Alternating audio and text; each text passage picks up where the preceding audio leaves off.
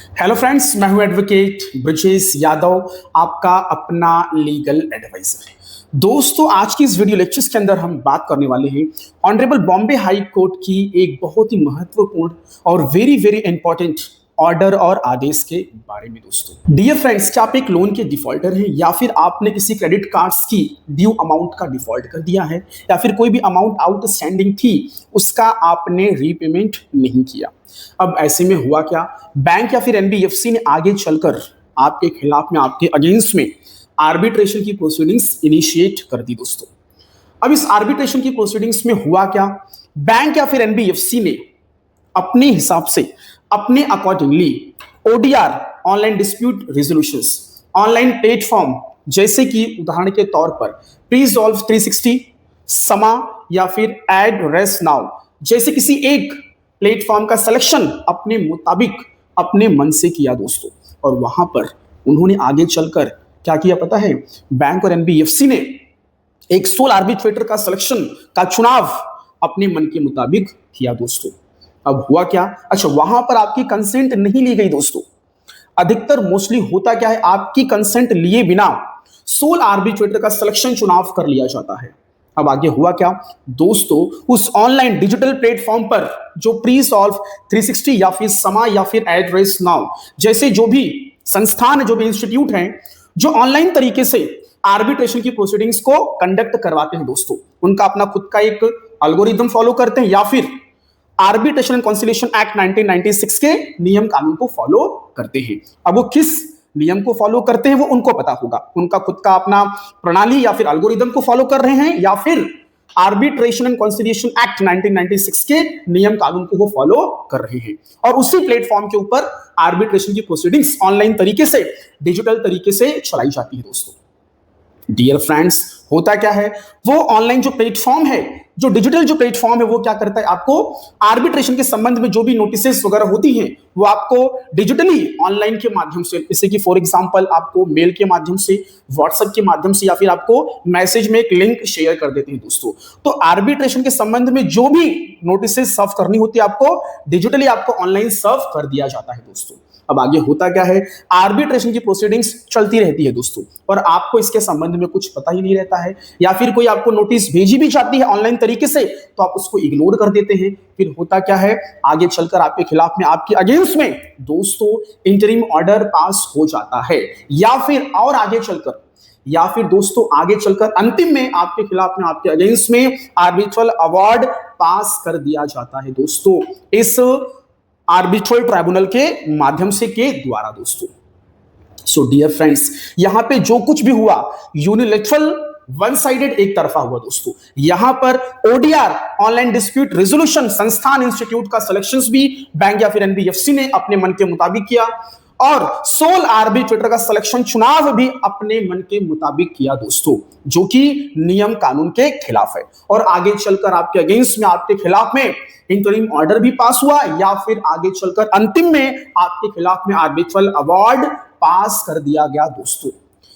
दोस्तों, ये जो सारी जो प्रोसीडिंग्स कंडक्ट हुई और अंत में जाके इस लोन बोरोवर्स के अगेंस्ट में जो आर्बिट्रल जो अवार्ड पास हुआ, दोस्तों इसी के संबंध में ऑनरेबल बॉम्बे हाई कोर्ट ने एक बहुत बड़ा आदेश, एक बहुत बड़ा ऑर्डर पास किया है। दोस्तों, लोन बोरोवर, लोन डिफॉल्टर के पक्ष में, के फेवर में। दोस्तों, डियर फ्रेंड, जैसा कि आप सभी को पता है कि आर्बिट्रेशन एंड कॉन्सिलिएशन एक्ट 1996 के सेक्शन 34 में क्लियर कट प्रावधान है कि यदि कोई भी अवार्ड, कोई भी आर्बिट्रल अवार्ड यदि लोन बोरोवर के अगेंस्ट में, खिलाफ में आ जाता है तो आप उसको चैलेंज, आप उसको सेट असाइड, आप उसको खत्म करवा सकते हैं। दोस्तों, उसके अगेंस्ट में आप अपील फाइल कर सकते हैं। दोस्तों, ऑनरेबल हाई कोर्ट के समक्ष, ऑनरेबल हाई कोर्ट के बिफोर। दोस्तों, सेक्शन 34 का उपयोग करते हुए, सेक्शन 34 की पिटीशन एप्लीकेशन फाइल करते हुए दोस्तों before the honourable high court के समक्ष। दोस्तों, सो डियर फ्रेंड्स, आज की इस वीडियो लेक्चर्स के अंदर दोस्तों ऑनरेबल बॉम्बे हाई कोर्ट के द्वारा किस केस में दोस्तों ये ऑर्डर, ये फैसला सुनाया गया जो कि पूरी तरीके से दोस्तों लोन बोरोवर के पक्ष में है, वो भी नियम कानून से। दोस्तों, यहां पर कोई भी चीजें इमोशनल नहीं होती। दोस्तों, कोई भी चीजें इमोशनल तरीके से बिल्कुल भी नहीं चलती है। लॉ में, कानून में जो भी लिखा है उसी के मुताबिक, उसी के accordingly honourable Bombay high court ने लोन डिफॉल्टर, लोन बोरोवर के पक्ष में दोस्तों ये आदेश, ये ऑर्डर, ये फैसला सुनाया है। तो आइए जरा देख लेते हैं कि एग्जैक्टली केस क्या था, केस का टाइटल क्या था, और यहां पे जो हमारे पिटिशनर, हमारे जो रेस्पोंडेंट थे वो कौन थे दोस्तों, और केस का नंबर क्या था दोस्तों, और केस का फैक्ट शॉर्ट में, संक्षिप्त में और समरी में मैं आपको समझाऊंगा दोस्तों कि कैसे ऑनरेबल बॉम्बे हाई कोर्ट ने इस मामले को सेट असाइड कर दिया और लोन बोरोवर के खिलाफ में जो आर्बिट्रल, जो अवार्ड पास कर दिया गया था उसको सेक्शन 34 पिटीशन एप्लीकेशन के मुताबिक दोस्तों उसको सेट असाइड, उसको रद्द कर दिया दोस्तों ऑनरेबल बॉम्बे हाई कोर्ट ने। तो आइए जरा देख लेते हैं कि केस का टाइटल और केस का समरी फैक्ट एकदम सरल और आसान भाषा में, एकदम शॉर्ट में दोस्तों। और ये ऑर्डर, ये आदेश दोस्तों आपके बहुत काम की है और इस आदेश की कॉपी मैं आपको प्रोवाइड करवा दूंगा दोस्तों, आप बेफिक्र रहिए दोस्तों। In the high court of judicature at Bombay, ordinary original civil jurisdiction in its commercial division, commercial arbitration petition number 15786 of 2025 दोस्तों मामला किसके बीच में था, Radiance Galore versus Yes Bank Limited. दोस्तों इस केस में रेडियंस गैलोर जो थे वो पेटिशनर थे दोस्तों, वो लोन के बोरोवर थे दोस्तों, और यस बैंक लिमिटेड इस केस में लैंडिंग कंपनी थी, रेस्पोंडेंट थी दोस्तों। डियर फ्रेंड्स, ये जो फैसला आया था वो किस तारीख को आया था, किस डेट को आया था दोस्तों, वो नोट करिए, जुलाई 9, 2025 दोस्तों। ये रिसेंट ऑर्डर है, ये हाल फिलहाल में आया एक आदेश है जो कि लोन बोरोवर के पक्ष में है दोस्तों। यदि आपके खिलाफ में यूनिलैटरल तरीके से, एक तरफा, वन साइडेड, आपकी सहमति के बिना इस ओडीआर प्लेटफॉर्म का सिलेक्शन, चुनाव किया गया, आर्बिट्रेटर का सिलेक्शन, चुनाव किया गया आपकी सहमति के बिना दोस्तों, तो डियर फ्रेंड्स ये जो फैसला, ये जो ऑर्डर है, ये ऑर्डर, ये फैसला पूरी तरीके से आपके पक्ष में दोस्तों। इस फैसले, इस ऑर्डर की कॉपी को आप यूज कर सकते हैं दोस्तों जब आप आर्बिट्रेशन की प्रोसीडिंग्स को आप ऑब्जेक्ट करेंगे, इसमें अपना विरोध फाइल करेंगे दोस्तों। डियर फ्रेंड्स, इस आदेश, इस ऑर्डर में ऑनरेबल हाई कोर्ट ने मुख्य 5 बातें डिस्कस की है दोस्तों। बातों के बारे में दोस्तों मैं अब यहां पे आपके साथ में डिस्कस और चर्चा करने जा रहा हूं दोस्तों। Dear friends, honourable high court ने एक चीज मानी, पहला एक चीज मानी कि यहां पर इस मामले में, इस केस में आर्बिट्रेटर जो सिलेक्शन किया गया वो यूनिलैटरल, एक तरफा, वन साइडेड किया गया है, जो कि इलीगल है, अवैध है और इनवैलिड है दोस्तों। क्योंकि ऑनरेबल बॉम्बे हाई कोर्ट ने यह कह दिया कि यूनिलैटरल तरीके से जो आर्बिट्रेटर जो सिलेक्शन किया जा रहा है, इसके संबंध में ऑनरेबल सुप्रीम कोर्ट ने कई बार अपने फैसलों में इसका जिक्र किया है। उनके कई सारे जजमेंट्स हैं जिसमें उन्होंने क्लियर कट कह दिया है कि यदि एक तरफा, वन साइडेड, बिना दोनों पार्टी की सहमति के यदि किसी आर्बिट्रेटर का सिलेक्शन, चुनाव कर लिया जाता है तो वो इलीगल, अवैध और इनवैलिड माना जाएगा। सो ऑनरेबल हाई कोर्ट ने सुप्रीम कोर्ट के जजमेंट्स की भी बात कही दोस्तों। तो ऐसा नहीं है कि उन्होंने सिर्फ अपने अकॉर्डिंगली कह दी दोस्तों। डियर फ्रेंड्स, नियम, कानून, लॉ, ऑनरेबल सुप्रीम कोर्ट की लैंडमार्क जजमेंट्स का हवाला देते हुए भी ऑनरेबल बॉम्बे हाई कोर्ट ने कहा कि ये यूनिलैटरल, वन साइडेड जो आर्बिट्रेटर जो सिलेक्शंस किया जा रहा है, ये पूरी तरीके से गलत, अवैध और इनवैलिड है दोस्तों। इस मामले में जब आर्गुमेंट्स, जब बहस हुआ, तो आगे चलकर यस बैंक, जो कंपनी, जो बैंक है, उन्होंने खुद को एक्सेप्ट किया, उन्होंने खुद माना कि इस मामले में जो आर्बिट्रेटर का जो सिलेक्शंस किया गया है वो यूनिलैटरल था, वन साइडेड था, उस चीज को हम एक्सेप्ट करते हैं और उन्होंने खुद माना। और बाद में आगे चलकर उन्होंने इस आर्बिट्रेशन की प्रोसीडिंग्स, प्रक्रिया को विड्रॉ कर लिया दोस्तों। भले ही इसमें आर्बिट्रल अवार्ड पास हो गया, लेकिन उन्होंने इस गलती को एक्सेप्ट किया कि हमने इस मामले में वन साइडेड, यूनिलैटरल तरीके से आर्बिट्रेटर का सिलेक्शन, चुनाव किया था, हम इस चीज को एक्सेप्ट करते हैं और हम इस प्रक्रिया को विड्रॉ करते हैं। ये अवार्ड क्या होगा, अब अमान्य हो जाएगा, अब ये लागू नहीं होगा। उन्होंने खुद इस चीज को, अपनी गलती को एक्सेप्ट किया और माना दोस्तों। Dear friends, honourable Bombay high court ने एक चीज क्लियर कर दी कि आर्बिट्रेटर का जो सिलेक्शन किया जाएगा उसके सिर्फ 2 ही तरीके हैं, उसके सिर्फ 2 ही तरीके हैं। पहला तो जो लेंडर कंपनी है, जो बैंक है और जो लोन का बोरोवर है, उन दोनों की सहमति से ही किया जाएगा। ये पहला तरीका है, मतलब कि दोनों पार्टी की कंसेंट होनी चाहिए, यदि किसी आर्बिट्रेटर का सिलेक्शन चुनाव किया जा रहा है तो ये पहला तरीका है। दोनों की सहमति बैठनी चाहिए और दोनों की सहमति कंसेंट होनी चाहिए।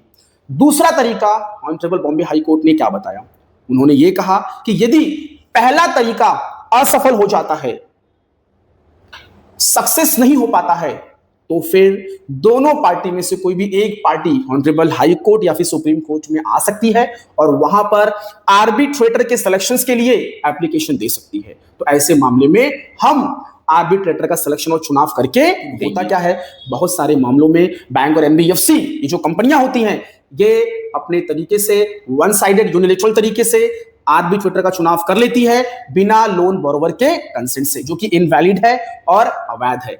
यदि लोन बोरोवर ने अपनी कंसेंट नहीं दी है तो आप जाइए ना हाई कोर्ट, आप सुप्रीम कोर्ट जाइए और वहां जाकर आप हाई कोर्ट और सुप्रीम कोर्ट से आप आर्बिट्रेटर के चुनाव और सिलेक्शंस को लेकर आप वहां से आदेश लेकर आइए, क्योंकि ये वैलिड तरीका है।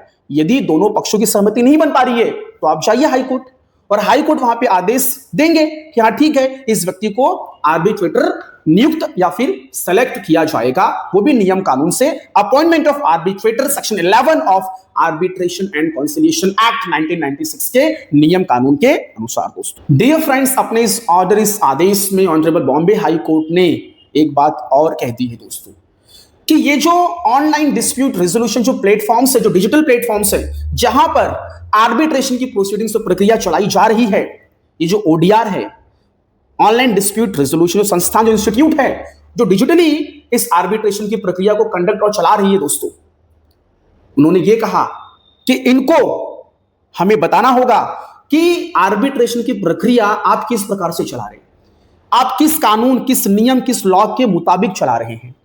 क्या कहीं आपका खुद का कोई प्रणाली तो नहीं है? क्या आपका खुद का कोई एल्गोरिदम तो नहीं है? तो हमें सुनिश्चित कराइए, हमें बताइए कि आप इस आर्बिट्रेशन की प्रक्रिया को ऑनलाइन तरीके से अपने डिजिटल प्लेटफॉर्म पे आप किस तरीके से कंडक्ट कर रहे हैं। क्या आप सारे नियम कानून को फॉलो कर रहे हैं? क्या आर्बिट्रेशन एंड कंसिलिएशन एक्ट 1996 में दिए गए प्रावधानों को, प्रोविजंस को क्या आप फॉलो कर रहे हैं? इसको हमें सुनिश्चित करवाइए।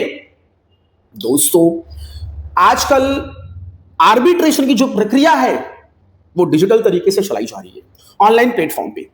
बहुत सारे प्लेटफॉर्म है जो फेमस हैं दोस्तों भारत में, जैसे कि प्रीसॉल्व 360 दोस्तों, एक है और एक है एड्रेस नाउ। दोस्तों डियर फ्रेंड्स, ये जो भी प्लेटफॉर्म्स होते हैं ना, ये क्या करते हैं, ऑनलाइन सर्विस देते हैं। यहाँ पे इस प्लेटफॉर्म पे आर्बिट्रेटर बैठेगा, दोनों पार्टियों को मेल जाएगा, मैसेज जाएगा, वीडियो कॉन्फ्रेंसिंग हियरिंग की लिंक जाएगी। आप घर बैठे बैठे आप हियरिंग्स को अटेंड करिए और आपका जो भी डिफेंस है, बैंक का जो भी क्लेम है वो सबमिट करिए। दोनों पार्टियों के जो भी एडवोकेट्स है वो उस हियरिंग्स को अटेंड कर सकते हैं, या फिर जो भी उनके रिप्रेजेंटेटिव होंगे जो ऑथोराइज्ड होंगे वो अटेंड कर सकते हैं, या फिर दोनों पार्टी अपने अकॉर्डिंगली खुद भी अटेंड कर सकती है दोस्तों।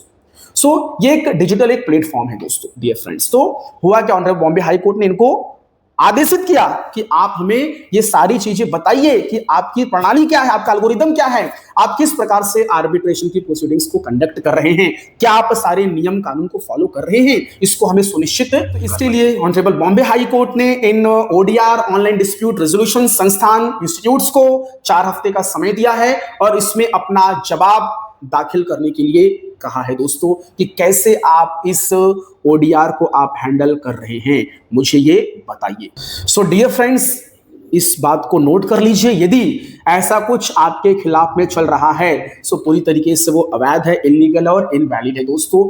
यदि आगे चलकर आपके खिलाफ में, आपके अगेंस्ट में कोई भी आर्बिट्रल अवार्ड या फिर इंटरिम अवार्ड पास कर दिया जाता है तो आप इन सारी बातों को, इन सारे प्रोविजंस को, लॉज को अपने माइंड में सेट अप फिट कर लीजिए। और दोस्तों नियम कानून के हिसाब से डियर फ्रेंड्स सेक्शन 34 का उपयोग करते हुए कुछ ग्राउंड्स मेंशन किए गए सेक्शन 34 में दोस्तों, उन ग्राउंड्स का उपयोग करते हुए, सुप्रीम कोर्ट की लैंडमार्क जजमेंट का उपयोग करते हुए, उसका हवाला देते हुए दोस्तों आप ऑनरेबल हाई कोर्ट में इस one sided unilateral x Partey जो भी अवार्ड पास किया गया है इसको सेट असाइड करवाने के लिए, रद्द करवाने के लिए, खत्म करवाने के लिए दोस्तों आप पिटीशन, आप अपील फाइल कर सकते हैं before the concern honourable high court. दोस्तों डियर फ्रेंड्स, इस पूरे मामले में जो ओडीआर ऑनलाइन डिस्प्यूट रेजोल्यूशन जो संस्थान जो इंस्टीट्यूट था वो था प्री सॉल्व 360 दोस्तों, जो कि मुंबई बेस्ड एक ओडीआर प्लेटफॉर्म थी। इसीलिए इसका जो क्षेत्र जो जुरिस्डिक्शन आया दोस्तों वो आया दोस्तों बॉम्बे। इसीलिए यह मैटर चला गया दोस्तों before the honourable Bombay high court के समक्ष। सो डियर फ्रेंड्स, मेरा ये लेक्चर्स यहीं पे समाप्त हुआ।